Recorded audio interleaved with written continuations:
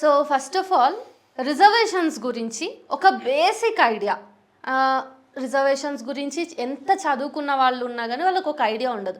But సింపుల్గా ఒక idea ఇవ్వడానికి మీరు ఏం చెప్తారు?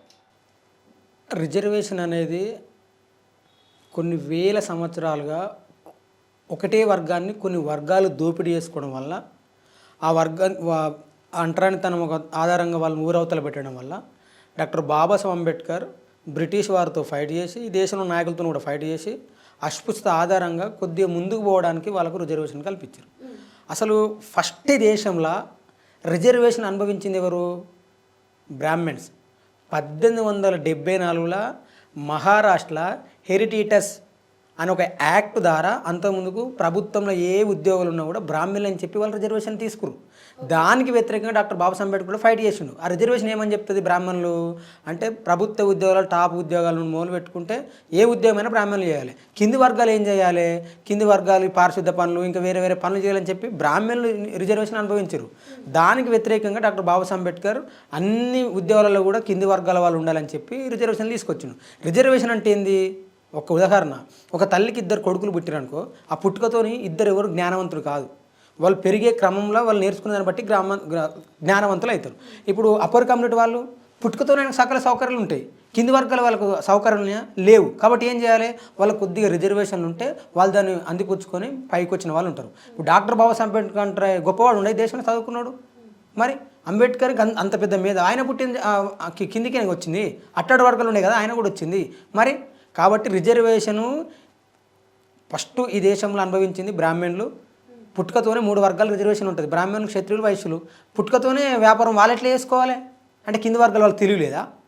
చెప్పు. పురోహితం వాళ్ళెట్లా చేసుకోవాలి? కింది వర్గాల వాళ్ళు తెలియలేదా? క్షత్రులు అంటే వాళ్ళే పరిపాలన చేయాలా? కింది వర్గాల వాళ్ళు పరిపాలనకి అవకాశం లేదా? మరి ఎవరు రిజర్వేషన్ అనుభవించండు? వాళ్ళే. ఇప్పుడు ప్రతిసారి వాళ్ళు రిజర్వేషన్ నేర్స్తారు కదా.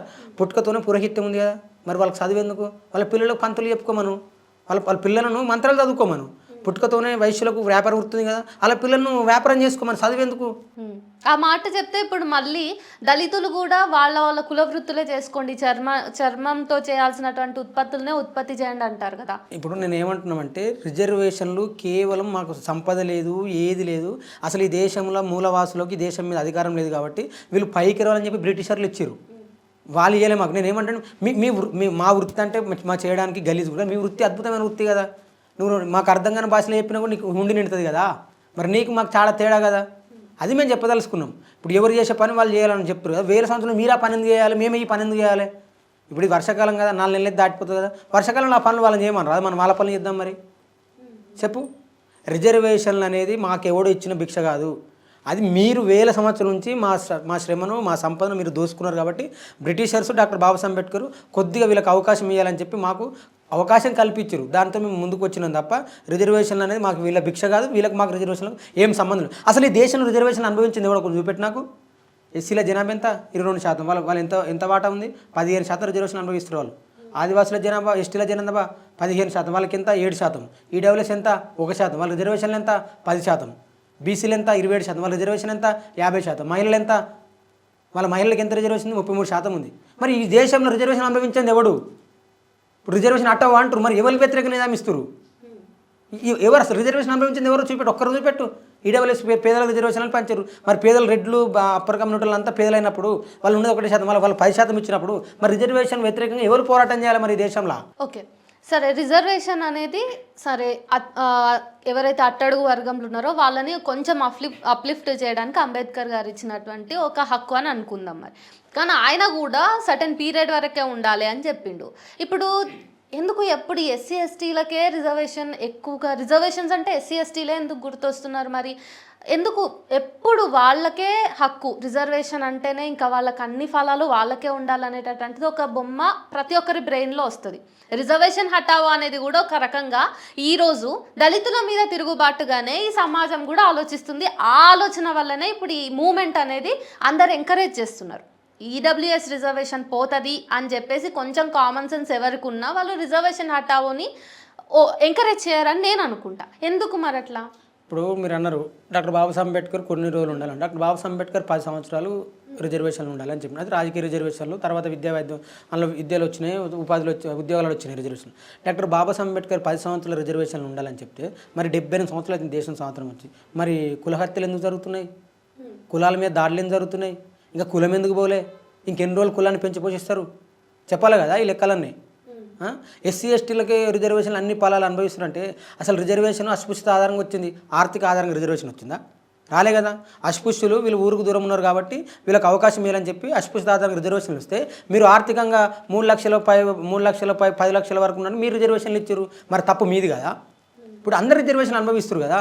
ఇప్పుడు ఈ దేశంలో ఈ కొత్తగా రాలే, ఇప్పుడు సిజేపీ ప్రొటెస్ట్ చేయడం వల్ల ఉద్యమం సక్సెస్ కావడం వల్ల వీళ్ళు రిజర్వేషన్ ఆటో అని తీసుకొచ్చారు. మీకు ఉదాహరణ చెప్తా, మండల్ కమిషన్ వచ్చింది ఈ దేశంలో. మండల్ కమిషన్ వస్తే మండల్ కమిషన్ ఉద్యమం దేశవ్యాప్తంగా ఉధృతమైతే ఎల్క్యాద్వాని ఏం చేసిండు? కమండల్ మిషన్ తీసుకొచ్చి ఆయన రథయాత్ర పెట్టిండు. అంటే ఇప్పుడు కాదు, బీజేపీ ఆర్ఎస్ఎస్ ఎప్పుడైనా కూడా కింది వర్గాల వారు ఉద్యమాలు చేస్తే, కింది వర్గాల వాళ్ళు ప్రభుత్వం మీద తిరుగుబాటు చేస్తే దాని వ్యతిరేకంగా ఇంకో ప్రోగ్రాం తీసుకుంటుంది. ఇది బీజేపీ పార్టీ తీసుకున్న ప్రోగ్రామే కదా, మనం ఎందుకు దీన్ని ఆ కోణంలో చూడకూడదు? సరే, ఇది రాజకీయంగా బీజేపీ తీసుకుంటున్నటువంటి ఒక ఎత్తుగడ అనుకుంటే, మీరు ఇందాక అన్నారు కులహత్యలు ఇంకా ఎందుకు ఆగలేదు అని చెప్పేసి.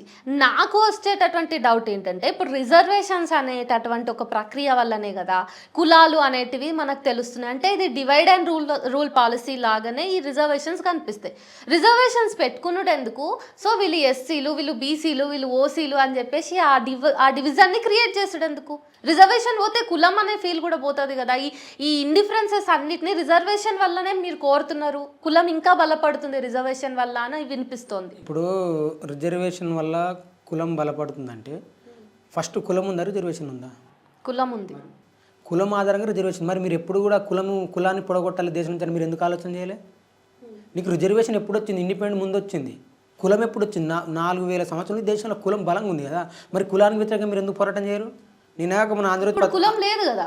ఓహో, ఇప్పుడు కులం లేని చెప్పి ఇప్పుడు కులం లేకపోవడం వల్ల ప్రణయ్ని చంపేసింది, కులం లేకపోవడం వల్ల మాలపండి సూర్యపేట చంపింది, మంత్రి మధుకర్ను చంపింది. ఇవన్నీ ఏ విధంగా చంపారు? అంటే మీరు 1-2 కేసెస్ని తీసుకొని దాదాపు దేశంలో బీజేపీ అధికారంలోకి వచ్చిన తర్వాత 80% కుల హత్యలు ఎక్కువ జరిగినాయి. ఉత్తర భాషలు ఎన్ని జరుగుతారు? రెగ్యులర్గా బీజేపీ పాలిత రాష్ట్రాలలో విపరీతంగా హత్యలు జరుగుతున్నాయి. మన కళ్ళకు కనబడతలేవా? అసలు మన కనీసం సిగ్గుండాలి దేశ ప్రజలకు, ఈ దేశాన్ని ప్రేమిస్తున్నారని చెప్పేవాళ్ళు. నిన్నగాక మన ఆంధ్రప్రదేశ్ పత్రికలు ఏం రాశారు? 80% మంది వాళ్ళ కులాన్ని పిల్లలే పెళ్లి చేసుకుంటారంట. మరి ఇది చెప్పండి, దీనికి ఆన్సర్ చెప్పండి. కరీంనగర్లో ఏమని రాసుకురు? తమ ఇంటికి ఎస్సీ ఎస్టీలకు మా ఇల్లు అద్దెకి ఇవ్వబడదు. మరి ఎవరికి ఇస్తారు? గాడుదలకి ఇస్తారా? మనుషులే కదా. మీరు మనిషికి ఎందుకు చూస్తలేరు? మనిషికి చూడకనే పోతారు కదా. రిజర్వేషన్లు వచ్చింది, మరి ఇంకెన్ని సంవత్సరాలు మనిషిగా చూడరు? మీరు మనిషిగా చూడని రోజు రిజర్వేషన్లు ఉంటాయి దేశంలో. మీరు మనిషిని ప్రేమించుర్రు అంటే మట్టిని ప్రేమిస్తుంటే ఎట్లా చెప్పు?